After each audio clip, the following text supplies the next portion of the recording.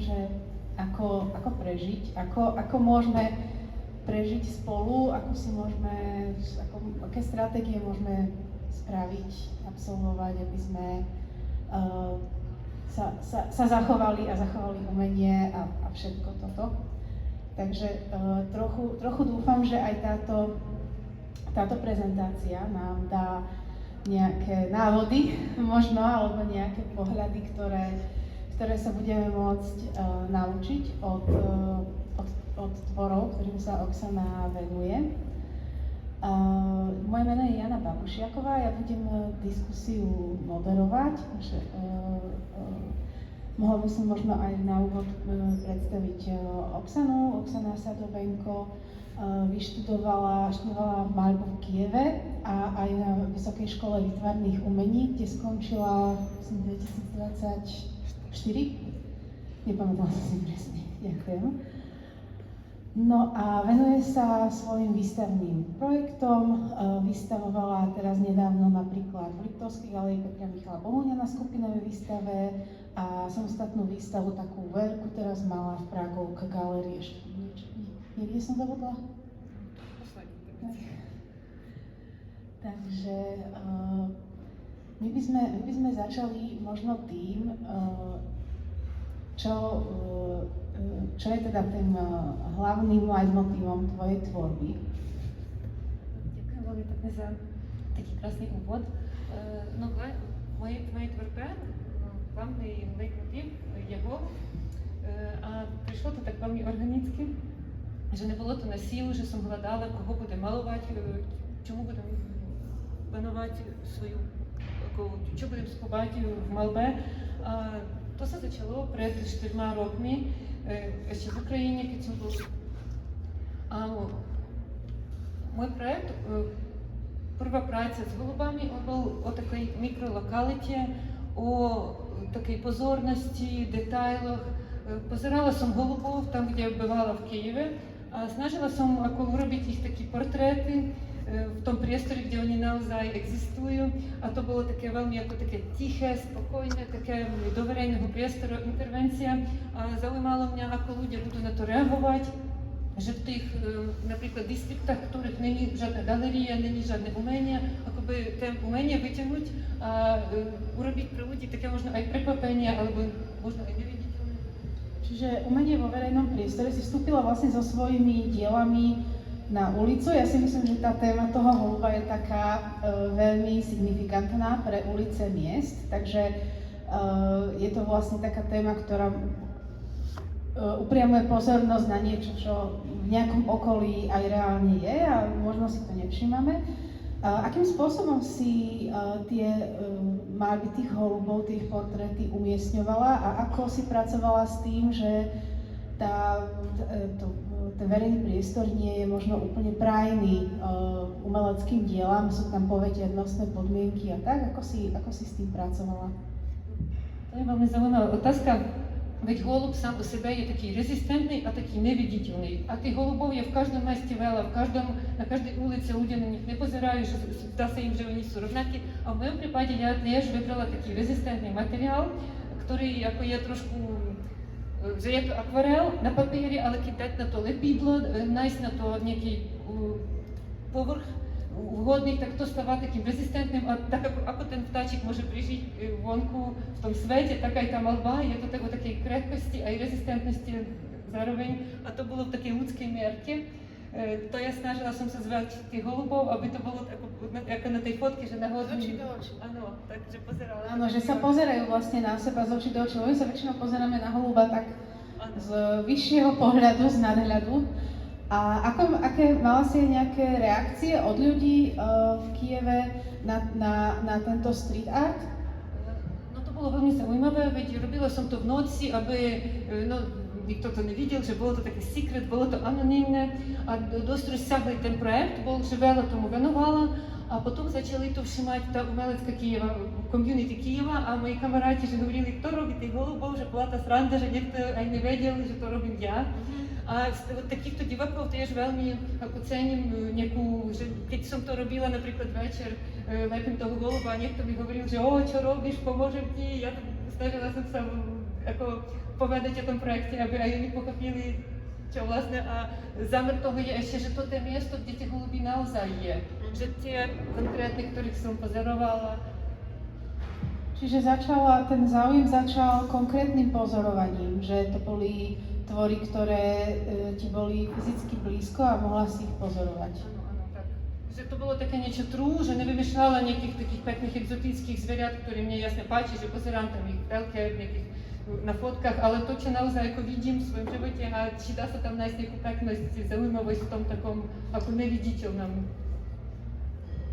No, my sme sa vlastne rozprávali aj o tom, že keď si hovorila o tých holuboch, že ako si sledovala napríklad tie distrikty v tom Kieve, že akým spôsobom vlastne sme my ako ľudia vlastne tým holubom začali dávať nejaký rámec toho, akým spôsobom budú žiť. A ty si spomenula tie holubníky, ktoré vlastne boli veľmi módne v predchádzajúcich dekádach, nejakých 80. rokoch a tak. A si tak dala do súvisu s tou otázkou toho, že akým spôsobom sme vlastne aj tým ľuďom pripravili nejaké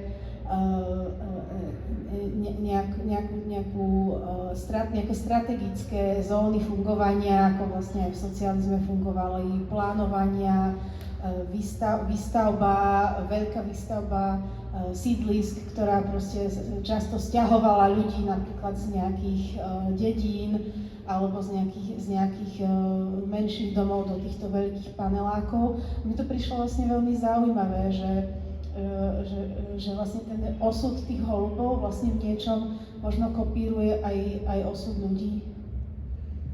Áno, to je aj teraz veľmi také, teraz v Kyjeve, kde bolo tak spokojno, bolo tak dobre vždy a teraz máme tam takú hroznú vojnu, ako včera, že bol taký obrovský útok najväčší za čas vojny, tak ten holub vlastne taký ako symbol miera, symbol tej socialistického toho plánu na ľudí, na environment, na všetko, tak ešte pred vojnou som cítila, že v tom holube také napätie v tom obraze holuba a keď pozeráš na tie sídliska, kde napríklad ja som vyrastala v takom ako Petržalka v sídliske, tak stále tam opustenie tie holubníky a to je taká spomienka na ten socializmus, na ten, že holub je to symbol miera, všetko bude dobré, iba je to také ako utopické, ale keď pozerať na tých holubov, oni naozaj bývali v tých holubníkach, oni tam mali jedlo, spánok, komfort, ale potom, keď ľudia tie zomreli starší, už nikto nevenoval tým holubám, tak vlastne tie holuby, oni ako si vybrali tú slobodu. Aj ten ťažký možno život na ulicách, že úplne také ako také najnižšie, že všetci na nich pozerajú, že holub, ale oni vybrali si tú slobodu a ten svoj, ako vrátili sa k prírode späť. Čiže vlastne tie zvieratá boli domestifikované a vlastne to, čo už dnes sledujeme, tak sú vlastne zvieratá, ktoré tú domestikáciu od nej sa nejakým spôsobom možno odkláňajú, lebo už nemajú tú ochranu. Mne to prišlo vlastne veľmi zaujímavé, lebo tie pohľady na holubov sú veľmi ambivalentné, je veľmi veľa názorov, aj pozitívnych, aj negatívnych, aj v mojom okolí sa o tom často hovorí, vzhľadom k tomu, že určite nejakým spôsobom v tých mestách figurujú. A prišlo mi vlastne veľmi zaujímavé uvažovať aj o tom plánovaní, lebo bola to taká modernistická idea. Tu už sa pozeráme na Bratislavu, ale na tieto diela, že?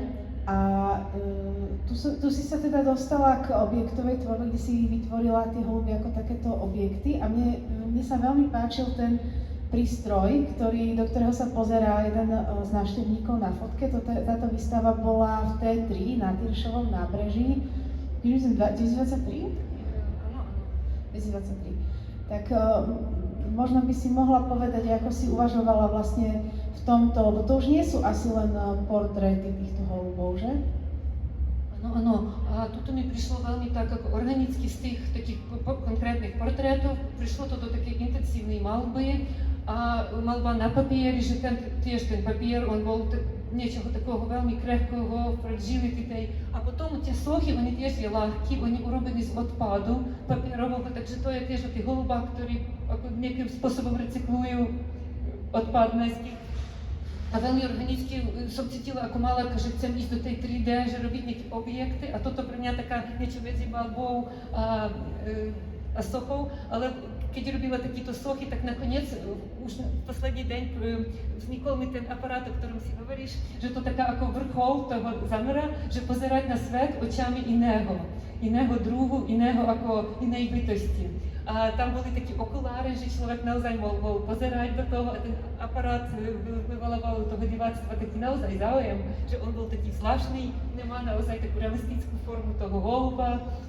Tak to bolo ako také bodka, keď z toho môjho výskuma prišlo k tomu aparátu, keď robila s láskou každého toho holuba, pracovala nad plastikou tých soch, premyšľala s kurátorkou Kavšovkou potrochu nad tým, ako to urobíme, tak nakoniec tento aparát vzniknul ako taká moho uvažovanie o holubách. Čiže vlastne z toho pozorovania holubov, tak si tu teraz obrátila tú pozornosť vlastne opačne, že teraz vlastne môže si ten návštevník prijať a na chvíľu vyskúšať aspoň takú ideu toho pohľadu. Hej, my to nevieme samozrejme nikdy presne. A je to... Áno, tak ako si hovoríš, nevieme, či to je správne, či to je také fiktívne a je ešte aj výška toho aparátu, že není to také ani na dospelého človeka, ani na dieťa a také niečo menší svet, takéto, taký zvláštny pocit. Áno, čiže vlastne ale už to, že sa zameriame na to, že sa pozeráme na ten svet z tej inej perspektívy, podľa mňa dokáže byť veľmi prínosný, lebo sme podľa mňa veľmi často taký zafokusovaní na ten náš pohľad a naše videnie. Takže čo sa týka potom tých sôch, tak ty si vlastne ďalej s nimi pracovala. My sme videli taký obrázok zo strechy, kde si vlastne... Vrátim sa na to, dobre? Áno. To bol jeden z tých, ktoré som spomínala, že ma veľmi oslovili.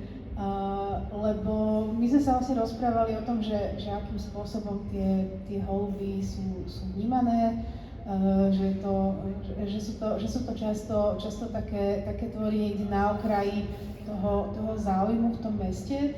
A tu sa mi vlastne veľmi páčilo, že je taký akt proste odpočinku, ale taký pretvorený na ľudskú, že je to vlastne holub, ktorý vlastne je v takej ľudskej pozícii a je taký zastlaný a strašne mi to vlastne evokovalo nejaké také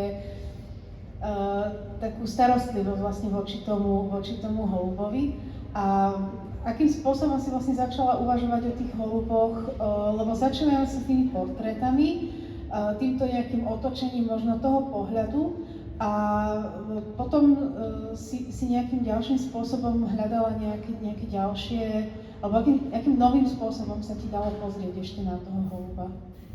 Ďakujem za takú super otázku, že ja si myslím, v tej voľbe aj v tvorbe celkom veľmi vážny ten rozvoj témy, ako si pracuješ s témou, ako tá téma teba vlastne vede, tak to veľmi zaujímavé, že niekedy aj sám nevieš, aký obraz ti vznikne a mne tak prišiel ten obraz takého spinkajúceho holubka a je tam aj tá téma určite bezpečia, aj straty, ako hľadania bezpečia, straty domova, aj toho, ako ľudia napríklad stratili doma a musia si spinkať na nejakých úplne zlých podmienkach.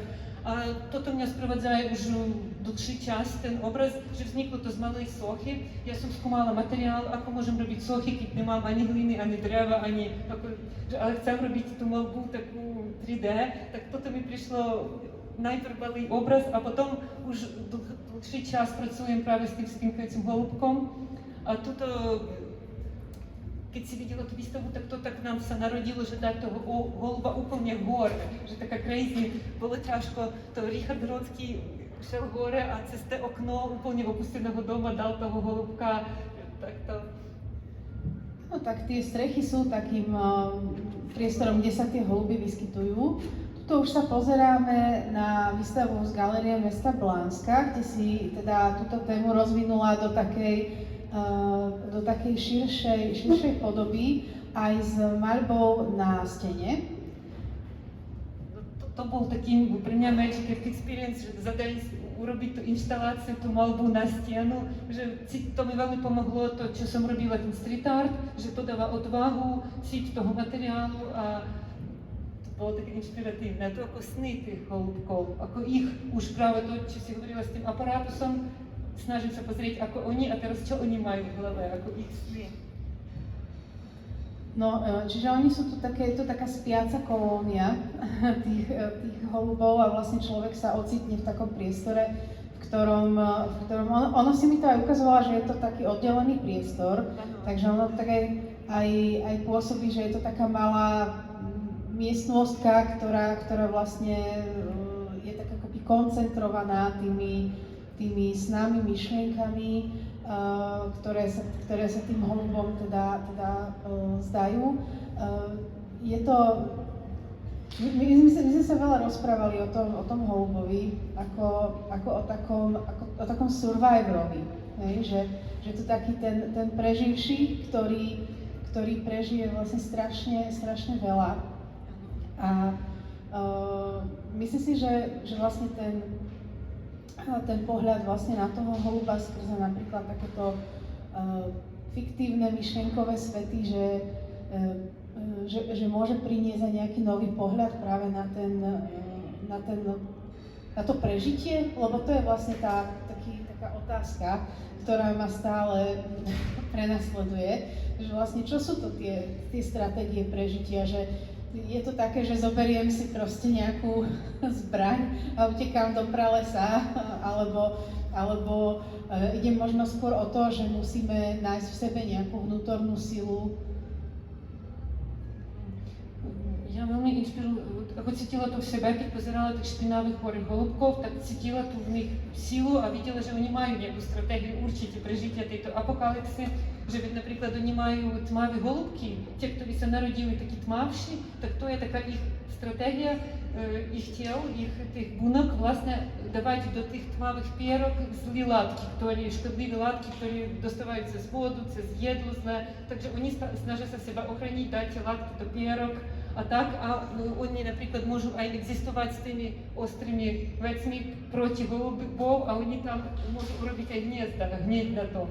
A ako snažia sa prispôsobiť tým domám, keď od začiatku boli v nejakých skalách, prasklínach skal, v takej divej prírode a teraz oni snažia sa nájsť tie prasklínky. A ohľadom toho prežitia, tej stratégie, tak Donna Haraway, ona priamo ako uvádza, že musíme sa naučiť od iných druhov, ako prežiť tú apokalypsu, ktorá sa blíži v tom antropocéne, že teraz sme zmenili svet, bývame v takom zmenenom ekologickom prostredí, úplne crazy, ne takom, ako to sme preto urobené, že naše tela, náš mind.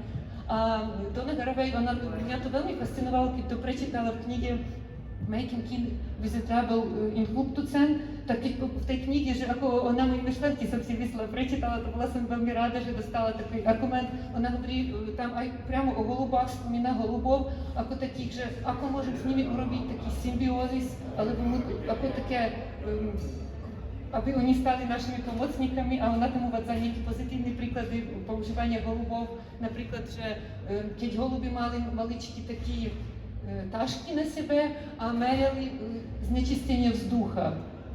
A potom tie dáta zbierali sa a ľudia takí, aha, tam je znečistenie, že pomáhali ľuďom zbierať tie dáta alebo niečo také.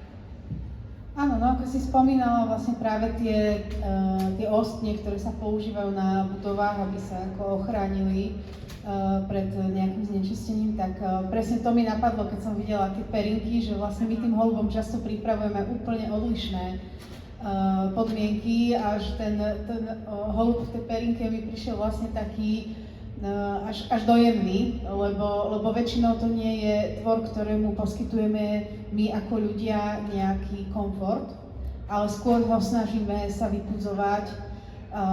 Tu už sa pozeráme vlastne na výstavu v Liptovskej galérii, ktorá bola celá venovaná téme holuba aj ako symbolu, aj ako toho domestifikovaného tvora. Tu si vlastne pracovala s chodbou, ktorá je taká dosť úzka, takže mi prišlo veľmi zaujímavé, že si sa rozhodla tam vytvoriť takúto vlastne veľkorovnatú malbu na takej tenkej látke. A ty si vedela, že vstupuješ teda do takého úzkeho priestoru a si sa sama teda rozhodla, že takto to pojmeš. Tak by ma zaujímalo, že ako si vlastne pristúpila jednak k tomu samotnému priestoru, ale aj k tomu, k tej téme, lebo tu vlastne vidíme, že už mne to prípada ako taký murál, hej? Že je to taký skoro až práve tou nejakou modernistickou, hej, ako neskoro modernistickou, čo sa objavovalo aj v socialistických krajinách, takým nejakým nákresom nejakého prelínania práve holuba a človeka, čo je veľmi zaujímavý posun. No, to pre mňa bola taká výzva, super, tešila sa z toho, že keď Lucia Gavulova, kurátorka tejto výstavy, ona mi ponúknula tam zúčastniť a ukazovala, aký máme priestory, tak ja som hneď zamilovala do tej chodby a pôvodno bol zámer dať aj na druhú stranu ešte malý, viac, aby to také úplne také trochu psychodelicky vytvorilo prostredie, taký environment, aby tam človek cítil tú takú narratív, že sme robíme lepšieho človeka, urobíme, ako holubov vyšľachtili, tak sme vytvorili aj lepšieho človeka, že ten narratív taký utopický, vlastne toto som chcela, aby tie obrazy boli ako taká antiutopia. Ale mňa bavilo z tej umeleckej, malárskej stránky, že zvládnuť taký veľký, ešte predtým som nepracovala na takom veľkom, ako obrovskom pre mňa tom formáte a to bola veľmi taká radosť robiť tie veci, premýšľať a ak v tej výstave bol aj Peter Bartoš predstavený jeho veci, tak chcela nejakým spôsobom reagovať na tie, keď som prišla napríklad na Slovensko, tak prečítala o Petrovi Bartošovi, že chcel urobiť takého ideálneho holuba Bratislava Aesthetic Pigeon. A keď som toto prečítala, tak taká, že chcem byť na Slovensku, že toto takí zaujímaví umelci, že toto taký zoo art. A asi ten Peter Bartoš tiež reagoval na tú totalitu cez toho holuba, nejako vyjadroval tým pocit, že toho. Tak to ja som rada, že v tejto výstave tam moje zamilovanie kreslami Petra Bartoša nejako tak sa zrealizovalo. Áno, no, ja som práve uvažovala o tom, že či ťa nejakým spôsobom ovplyvnil ten príchod na Slovensko, či ťa ovplyvnili nejakí autori, autorky, ktorých si tu stretla, alebo napríklad nejaký spôsob prístupu k holubom, ktorý si považovala za iný odlišný?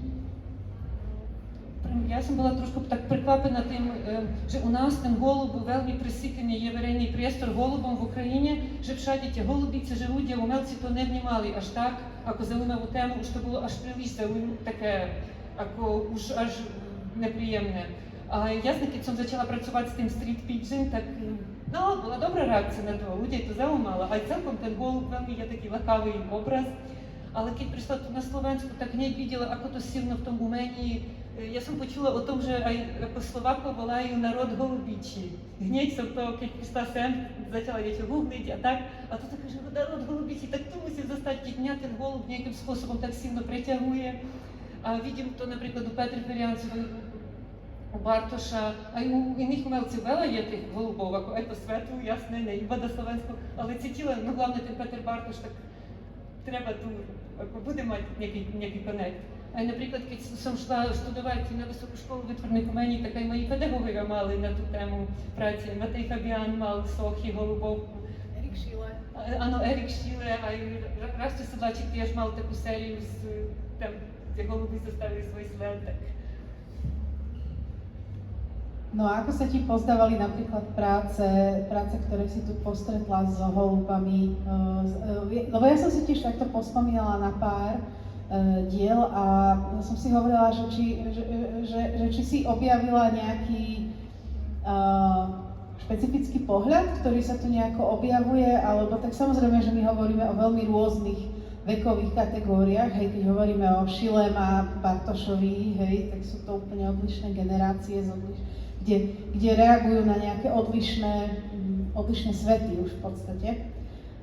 Ale či si vlastne mala nejaký taký pocit, že ten holub v v tom slovenskom umení ti prišiel nejaký špecifický, alebo si mala nejaký takýto pocit, že hej, že pozerajú sa na to tak veľmi svojsky, hej, na to Slovensku, na toho holuba.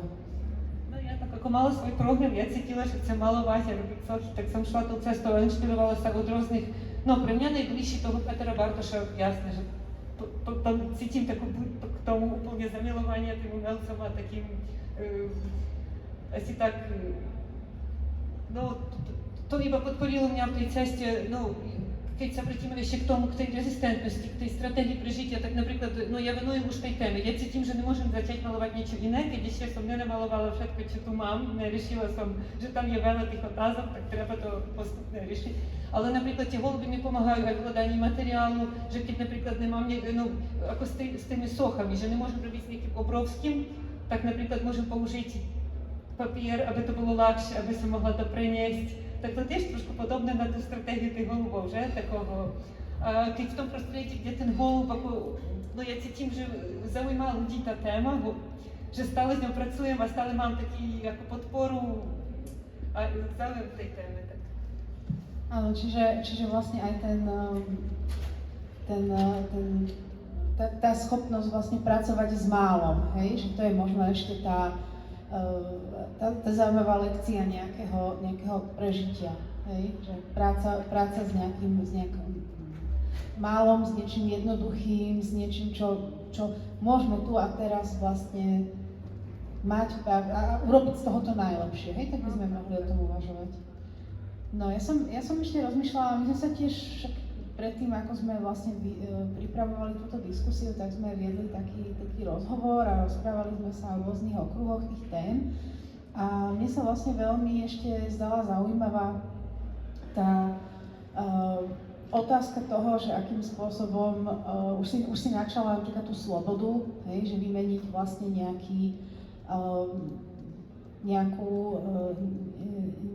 prepracovanú, predpripravenú schému života, ktorá je ti nejakým spôsobom nalinajkovaná, tak ju vymeniť za nejakú slobodu, vymaniť sa možno z nejakých vzorov, ktoré tu boli dané, čiže takto to musí byť.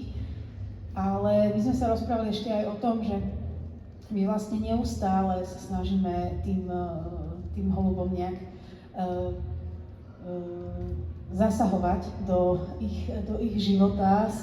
Už nepovažujeme sa humánne nejaké otravy a snažíme, ale tá snaha o to znižovanie ich populácie tu často je. My sme sa rozprávali napríklad o tom, že sa vymieňajú tie vajíčka za také makety a že vlastne je tiež veľmi zaujímavé, akým spôsobom ten človek k tomu holubovi vlastne prístupuje z tej pozície vlastne tej nadradenosti. Že týmto, ako chceme byť humánni a môžeme ako regulovať to, no v tom tiež je taká otázka, ako ja ako umelkyňa nesom ekologický aktivista, lebo ja to vnímam ako z tej umeleckej stránky ten pocit, ale jasne sledujem tieto veci, to mňa veľmi zaujíma, ako niektorí že tam robia tú výmenu vajíček na plastové, alebo tam niekto antikoncepčný ten jedlo im dávajú, áno.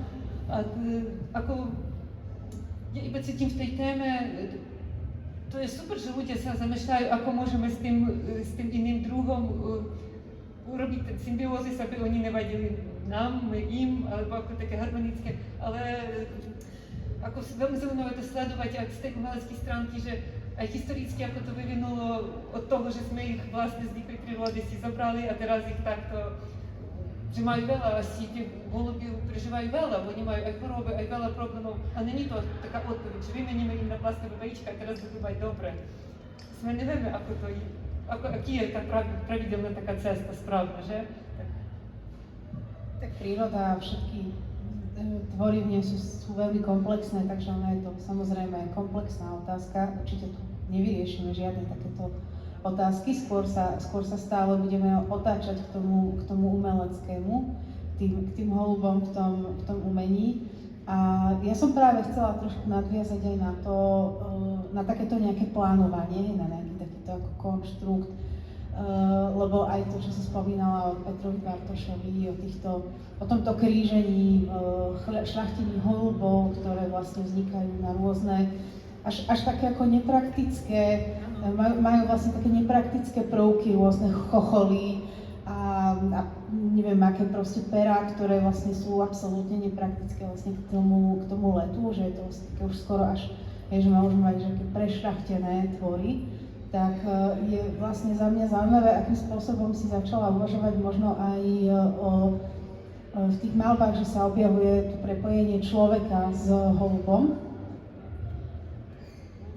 Z tej Dony Garavej, že taká, ja chcela som robiť taký citát z nej, kde ona hovorí, ako mozog голуба, normálneho dospelého голуба, rovný mozgu dieťa, 2-3-ročného dieťa. Takže ten голуб, ktorých si vidíme, on vníma realitu tak, ako tie deti, maličky, že môže farby vidieť, rozličovať farby, rozličovať nejaké tvary, že trojuholník, štvorec, potom zapomínať nejaké tvary ľudí, aj niektorí cifry, čísla, takéto veci, tak to je také, toto mňa prekvapilo a stále malujem ten mozog, veď to je o tom vnímaní sveta, o tom aparátusi, keď sa vrtíme, že to o tom, ako iná bytosť vníma náš svet, aká je cesta pravidelná v tom svete, že teraz sme blížime naozaj k nejakej apokalypse v tom antropocéne, aj ekologicko, aj akože to mňa veľmi baví porovnovať mozog vlastne dvoch rôznych bytostí a tak až obsesívne trošku vracam sa k tomu porovnovaniu. No, ja som rozmýšľala, neviem, či máš tú tvoju prácu z prieskumu. Aha, tú obrovskú vec? Nie, to ne. Čo si mala asi tie, počkaj, ktoré to bolo? Zavaždané také? Také viaceré veci si tam mala. To viem, áno. Neviem to. Áno, toto. Ale Bohu. Prepáč, nevedela som to tak nejak povedať, že čo, ale tuto som práve sa chcela na to nadviazať, lebo tu je na tých prácach je veľmi veľa vidno, ako si vlastne rozmýšľala. Opäť sa tu objavuje ten prístroj na sledovanie vlastne tej reality skrze iný pohľad, iný zrak, ale objavujú sa tu aj vlastne takéto práce, ktoré majú veľmi veľkú príbuznosť s nejakými prírodopisnými nákresmi, biologickými nákresmi, biologickými schémami a práve opäť sa tu objavuje nejaká paralela medzi človekom a holubom, tak som si vrala, že toto je možno vhodná chvíľa ich práve pripomenúť aj akým spôsobom si vlastne pracovala s nejakými tými schémami, ktoré sa používajú práve v tých vedeckých napríklad publikáciách alebo v takýchto prírodovedných v tomto prírodovednom odbore. Tak mňa aj teraz baví tá situácia, keď vidíš tú prírodu, vidíš, aká je komplikovaná, taká zaujímavá, a potom vidíš nejakú knihu o prírode, kde je toto rozložené do takých maličkých schém a teraz máme to tak a napríklad o 200 rokov bude tá veda ďalej a tie schémy už budú také hlubí. Tak som to hľadala o rôznych starých knihách. Napríklad tam, kde je človeka holub, tak to som našla takú knihu, ktorá ako o všetkom. Že tam tá kniha má asi 100 rokov a tam je o všetkom. A toto je o takom experimente, kde bol jeden vedec, ktorý veľmi robil taký ako drsné experimenty s živými bytostiami. A bol tam ten obrazok a vlastne z tej knihy som si zobrala tento obraz. A tak to mňa veľmi inšpirovalo, že ako také pozerania na prírodu zo strany takého, ja som vedec, ja budem všetko meniť, ja budem všetko robiť, explain, ako ja to chcem.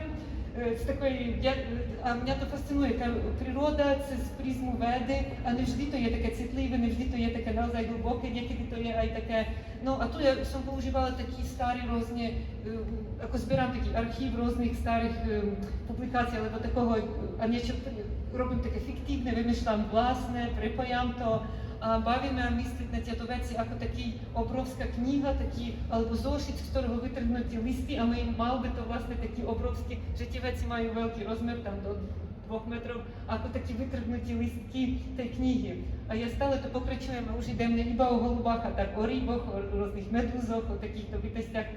A to ako malársky veľmi zaujímavá úloha premalovať, nejako zmeniť ten obraz. A to ako taký môj, taký malársky možno denník, alebo taký ako zbier informácií o tomto svete.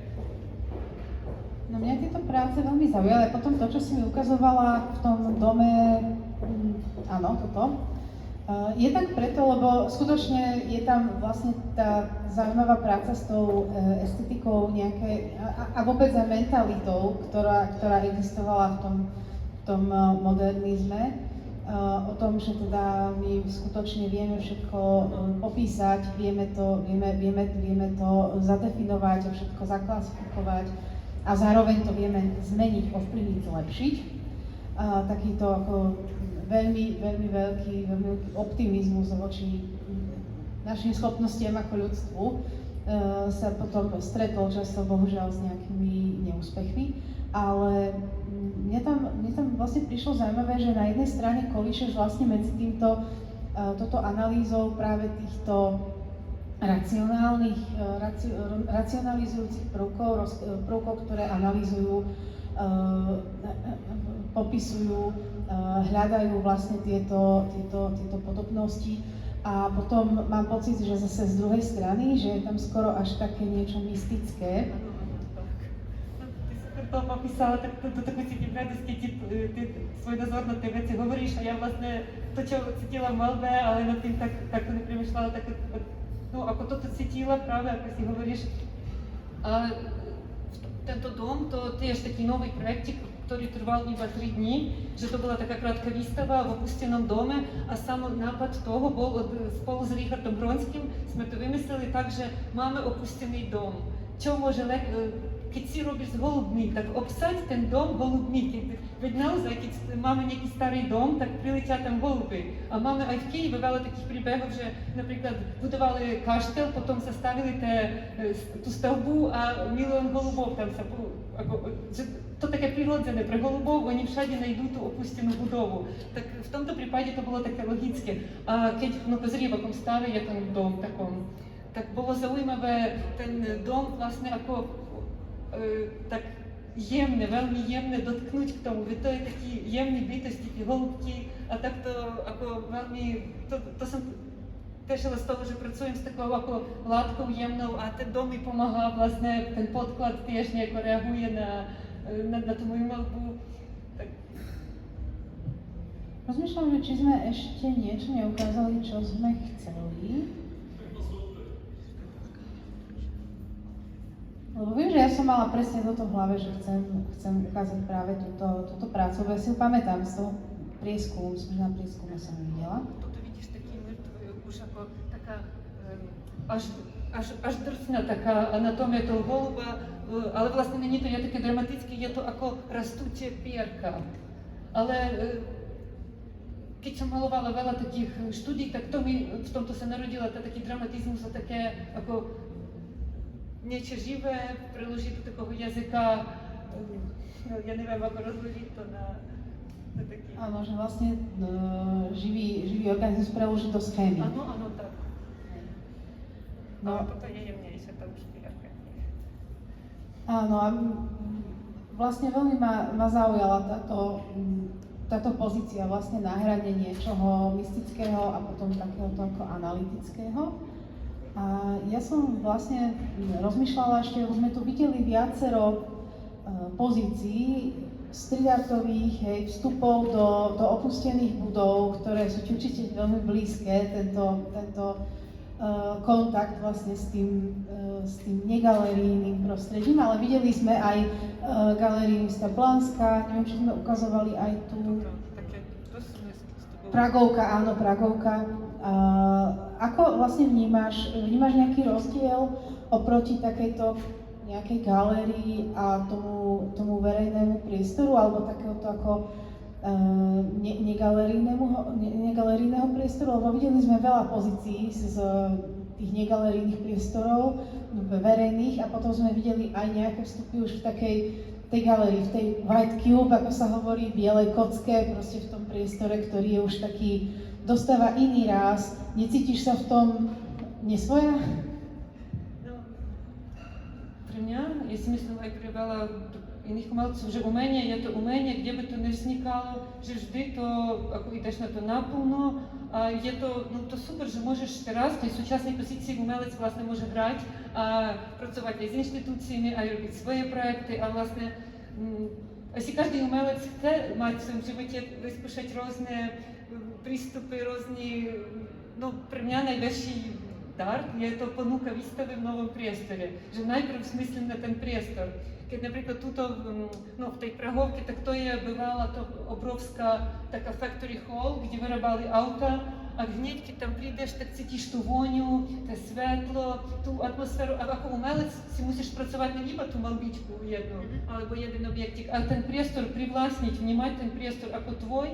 No a to rovnako, či je to galeria, či je to nejaký skvot, že musíš na to pristupovať naplno, na 100% ísť, aby to bol tvoj priestor, svojimi dielami nejako to, aby bol ten connect. Ako napríklad, no pre mňa to taká super skúsenosť, keď robila v Moravánskom kaštele, tak dostala takú vežičku maličku, že tam treba bolo urobiť tú pastielku. Aj túto takú malbu robila, ale navždy sa pripomínaš pre seba niekde, ako ja si myslím, že pre umelca je super ako možnosť pracovať s rôznymi priestorami, robiť site-specific dielo, veď to ťa, ako tvoje myšlenie posúva, že vnímaš to ne iba ako toto moje dielo a tak, a tú interakciu s priestorom, s tou pozíciou pohľadu, ako dostane divák na tvoje dielo.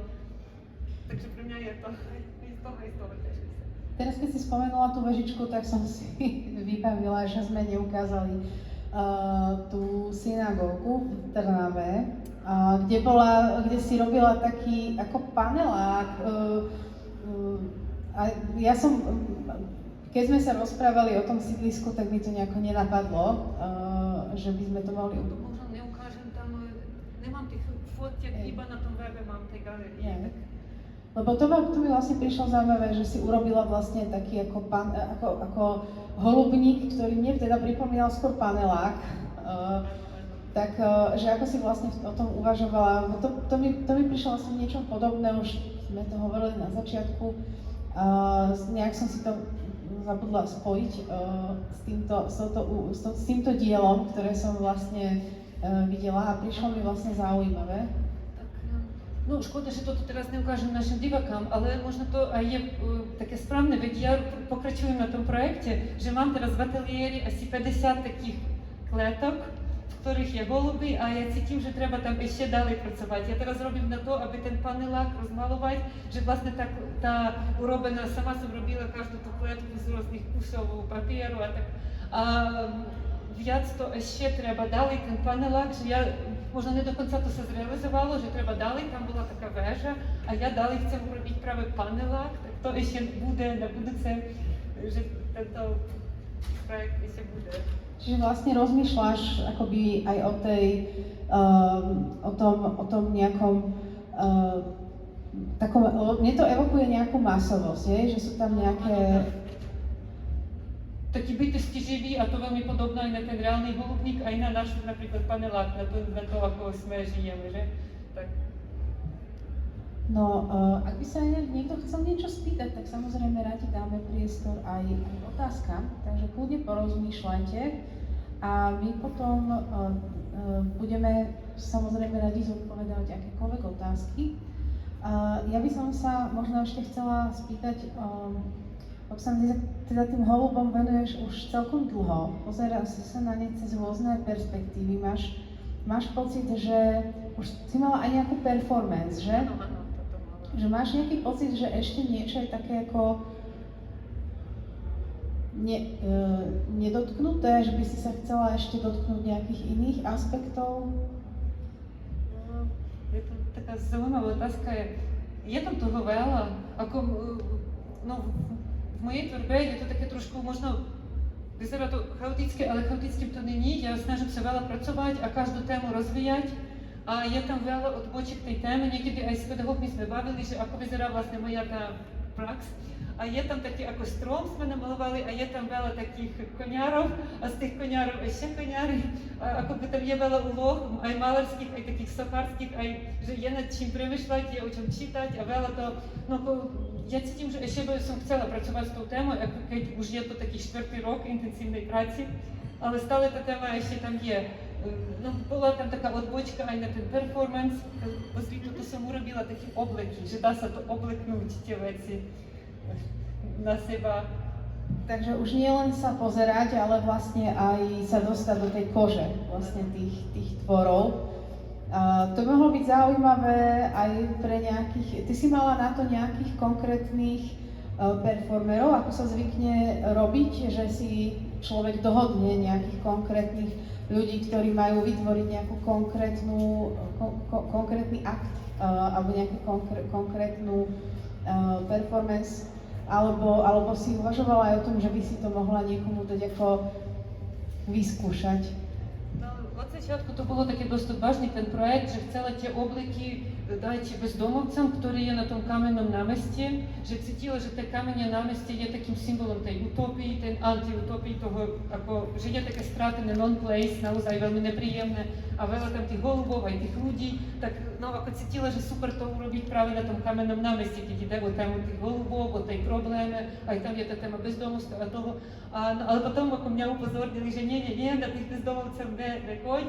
Aj keď videla z ich strany záujem, že tie ľudia, ktorí tam satkajú celý deň na tých hlavičkách, tak oni takí, že s niektorými som aj súdavila, že oni mali záujem o tom. Ale jasne, no, na to bohužiaľ sme nešli, ale to bolo odvážne, keď by dať tým bezdomovcom, keď by oni súhlasili a chvíľku poboli v tých oblekách holuba, tak to by si bolo zaujímavé. No v realite to sa zrealizovali, že keď sme dohodli, kto chcel v tom zúčastniť a bolo to také dočasné, ale pre mňa hlavné bolo, že naozaj tie obleky, dá sa ich obleknúť, je to taká socha, ale ako to je oblek, aj socha, aj malba trošku, že to také zaujímavý hybrid, aj šídale chcem takéto robiť. Ako tie One Minute Sculpture od Burma, čo robí? Áno, také niečo, že taká veľmi zvláštna transformácia tej ľudskej postavy, také. No, mne vlastne ešte zaujalo, už sa to tu viackrát objavilo vlastne tá utopia a antiutopia. Mne prišlo, že je to taká ozvena, ktorá sa nám vlastne stále vracia v tejto diskusii a v tejto prezentácii, že sa nám vlastne tá utopia, antiutopia neustále opakuje v tom zmysle, že akým spôsobom sme pristupovali k holubom, akým spôsobom sme pristupovali k ľuďom, ako presne vznikajú tieto opustené miesta, alebo také miesta, ktoré by mali byť, sú väčšie, alebo vyzerajú väčšie, mali byť väčšie, ako v realite sú. Tak ako ty vnímaš vlastne túto otázku? Myslím si, že to je niečo, čo sa nám spája, asi aj Slovensko a Ukrajina, že sme prežili ten budovateľský príbeh, ktorý potom ale smeroval do takého možno otáznika v niektorých miestach a nejakému takému nie veľmi príjemnému vytriezveniu v mnohých ohľadoch. Tak je veľmi škoda, že aj naši krajiny zažili tú totalitu. No a majú taký veľmi, ja si myslím, že to je veľmi traumatický a nepríjemný zažitok aj pre ekologické prostredie, pre ľudí. A napríklad sme v Ukrajine, tak teraz máme vlastne dôsledok toho, že toto sa začalo na našej zemi, tá totalita, tlak inej impérii na našu krajinu. A práve ten holub, on nejako bol takým symbolom, že na jednej strane je to symbol toho, že toto holub miera, všetko máme dobre, všetko super. A teraz my máme výsledok, že naozaj nebolo to dobre, a teraz my máme hroznú situáciu, keď jedna krajina tak sa útočila nespravedlivo na inú a je to 4 roky hroznej vojny. Takže vidíme, že ten holub miera, no ako to bolo také klamanie, nebolo to naozaj o miere, o nejakom budovaní spoločenstva, bolo to o takom ako propagande a práci s ľuďmi, aby oni strátili vlastnú identitu, vlastné snahu nejako budovať svoje zodpovednosť za svoje životy a tak. Tak asi holub nesie v sebe túto. Čiže vlastne taká tá pozitívna tvár, holub sa stal takou pozitívnou tvárou vlastne možno niečoho, čo tie problémy akoby neriešilo. A nejaká tá, lebo to je vlastne niečo, čo mi prišlo veľmi zaujímavé aj z hľadiska tých holubníkov, ktorých si spomínala, a z hľadiska tých ľudí, že vlastne tá utopia vlastne v niečom prinášala takú násilnosť, že vlastne my násilím zmeníme tým ľuďom, ja neviem, návyky, miesto bydliska, ako, samozrejme, že to prinieslo veľmi veľa vecí, ktoré sa vybudovalo. My sme vlastne minulý rok robili projekt o Liptovskej Mare, pri ktorej 13 obcí bolo zatopených a ľudia boli proste presťahovaní. A toto bola ako veľké projekty, ktoré si žiadali veľmi veľké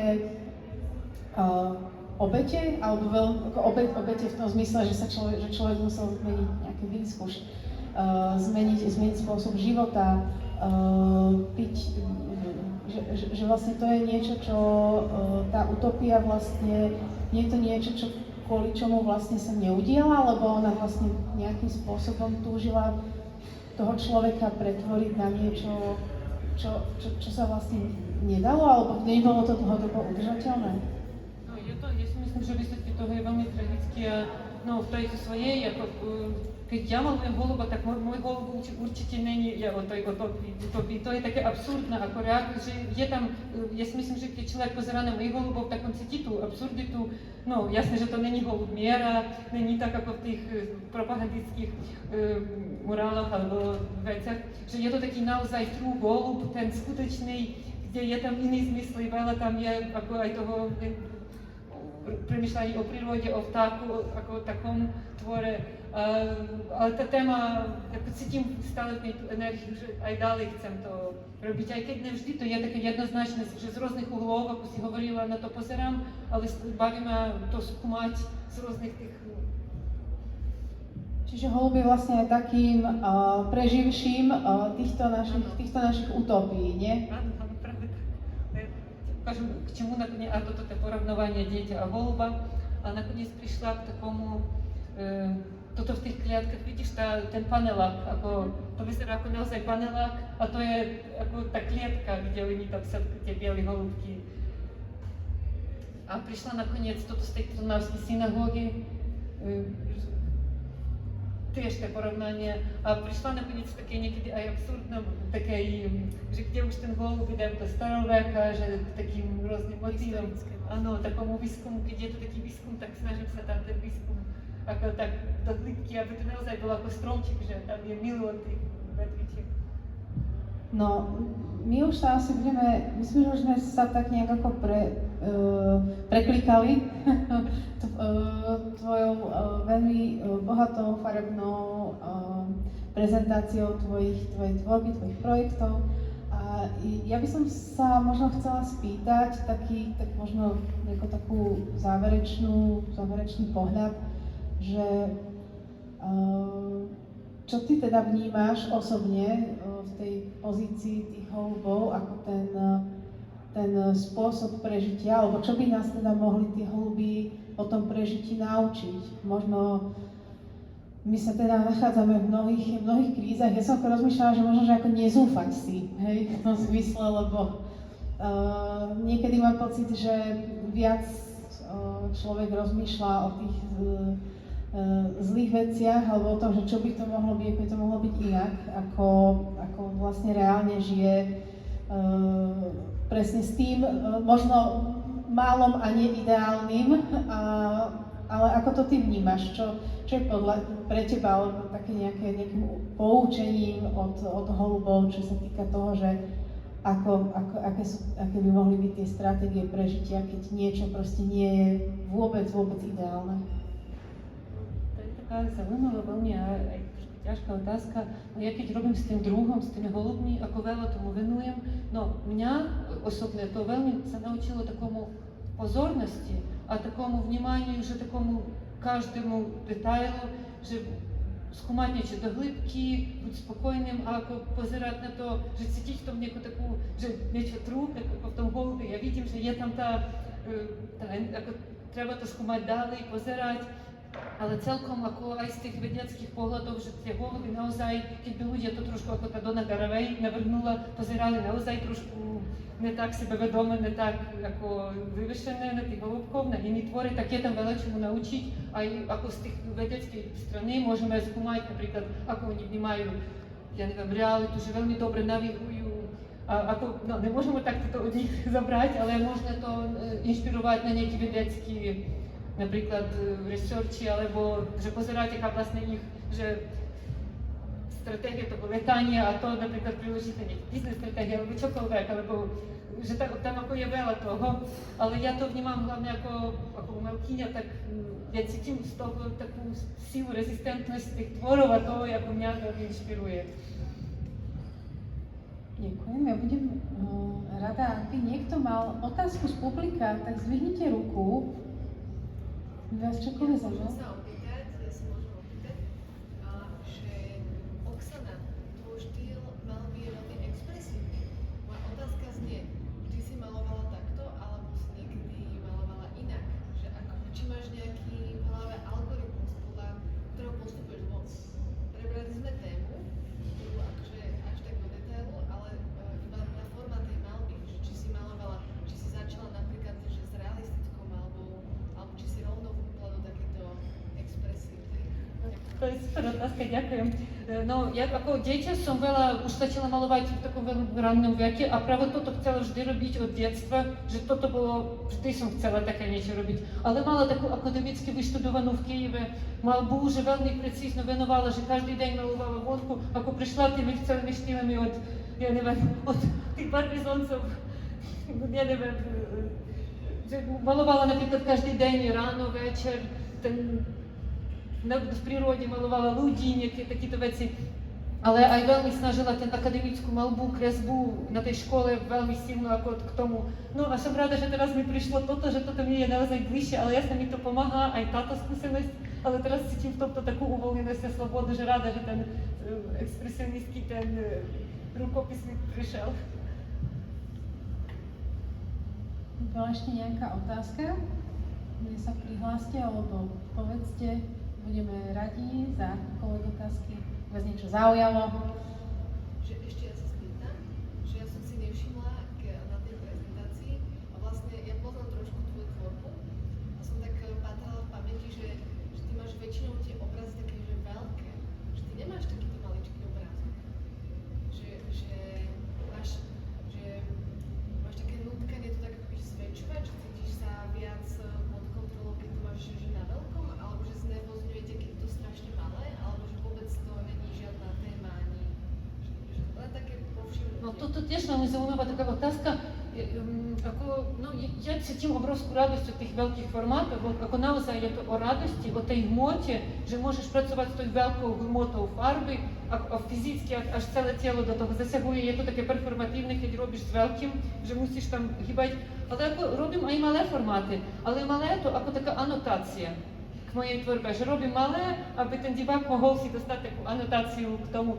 Ale s tým formátom, no asi je to taký magic, ja neviem, prečo mňa tak ťahá do toho. Asi každý umelec má to, a ešte taký momentik, že je tam aj koncepčne to rozdelené, napríklad tento rozmer, ja tam mám taký rozmer, že ako ľudský rozmer, že tie holuby, ja chcem ich vždy malovať v ľudskom rozmere, aby ľudí to ako približovať toho holuba. Potom tento taký obrovský, je to trošku väčší, je to taký, ja neviem, ako letajúci stroj.